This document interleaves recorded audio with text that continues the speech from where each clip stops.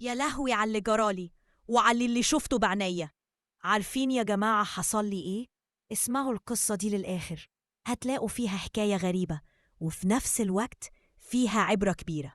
أنا عايشة في شقة لوحدي من فترة، وشقتي جنبها شقة راجل كبير في السن، عنده حوالي 60 سنة، بس ولا عمري شفته ولا حتى سلمت عليه، رغم إني سكناه من مدة. الشقة بتاعتي كانت حيطتها اللي بيني وبينه فيها مشكلة، وكل يوم بحس إن صوت الشقة التانية واضح، ولما ركزت أكتر حسيت إن الحيطة دي ضعيفة لدرجة إني ممكن أشوف جوه الشقة التانية. بصراحة خضت، مش عشان أي حاجة، بس عشان خصوصيته وكمان علشان الأمان. المهم قلت أتصرف وخبطت على باب شقته، وكنت ناوية أبلغه بالمشكلة. فتح الباب وطلع راجل وقور شكله طيب ومحترم. قال لي: اتفضلي يا بنتي، في حاجة؟ قلت له: أنا جارتك وساكنة هنا بقالي فترة، والحيطة اللي بينا شكلها متشققة، وكل حاجة من عندك بقت باينة، وصوتك سجان واضح، فقلت آجي أقول لحضرتك يمكن نشوف حل. ابتسم وقال: والله يا بنتي أنا فعلا ما كنتش واخد بالي، اتفضلي نشرب قهوة ونتكلم. دخلت وقعدت وشربنا القهوة وابتدينا نتكلم. قلت له: أنا لاحظت إن حضرتك عايش لوحدك، وما شاء الله شكلك محافظ على نفسك، بس غامض شوية، إزاي لحد السن ده ولسه ما اتجوزتش؟ ابتسم وقال: دي حكاية طويلة يا بنتي، أنا كنت شغال مهندس وكنت مركز في شغلي جدا لحد ما العمر جري، وكان عندي شوية ظروف نفسية ما ساعدتنيش أبدأ حياة أسرية. قلت له: ظروف نفسية؟ زي إيه يعني؟ قال: كنت دايما حاسس إني مش كفاية، ما كانش عندي ثقة في نفسي، حسيت إن أي واحدة مش هتتقبل وضعي، فوقفت حياتي. بصراحة كلامه لمس قلبي، حسيت إني قدام راجل طيب عاش عمره كله وحيد، واللي وجعني أكتر إن الحيطة المكشوفة كانت السبب اللي خلاني أشوف الوضع ده.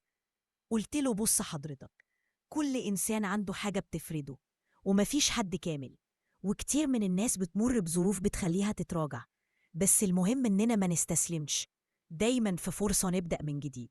هو اتأثر بكلامي وقال: أنا فعلا كنت فاكر إن مفيش فرصة، بس كلامك رجع لي أمل ما حسيتوش من زمان. من هنا بدأت العلاقة بينا تبقى أعمق، بقينا نتكلم وهو بدأ يخرج من عزلته وبقى يضحك ويتكلم، وقال لي مرة: عارفة، أنا أول مرة من سنين أحس إني مش لوحدي.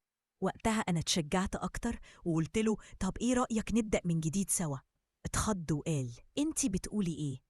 قلت له: أنا مش شايفة فيك غير كل حاجة كويسة، مش مهم السن ولا الماضي، إحنا اللي بنرسم حاضرنا.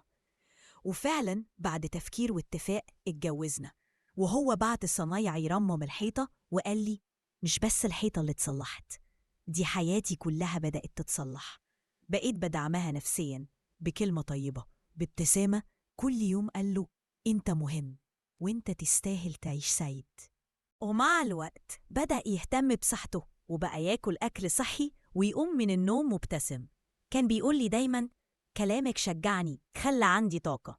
أنا من ناحيتي كنت مؤمنة بيه وبقدراته، مش شايفة فيه أي نقص، بالعكس شايفة فيه راجل بجد محترم واعي وطيب. ولما الناس كانت تستغرب إننا اتجوزنا رغم فرق السن، كنت أقول لهم: أنا اخترت إنسان مش رقم في البطاقة. العبرة من القصة: في ناس كتير بتعيش في عزلة بسبب مشكلة أو خوف، وبيفضلوا كده سنين لحد ما يحكموا على نفسهم بالنهاية وهم لسه عايشين. بس دايما في أمل، الكلمة الطيبة بتفتح باب كبير للفرصة. الإنسان مش كامل وكلنا عندنا مشاكل، بس الدعم والمعنوية والثقة بتصنع معجزات. لو عجبتك القصة ما تنساش تعمل لايك للفيديو وتشترك في القناة علشان توصلك كل الحكايات الجديدة اللي فيها عبرة ودفء إنساني. استنوني في حكاية جديدة من قناتكم نونا والحكاية. سلام، لحد اللقاء الجاي بحكاية تمس القلب وتسيب جواك أثر.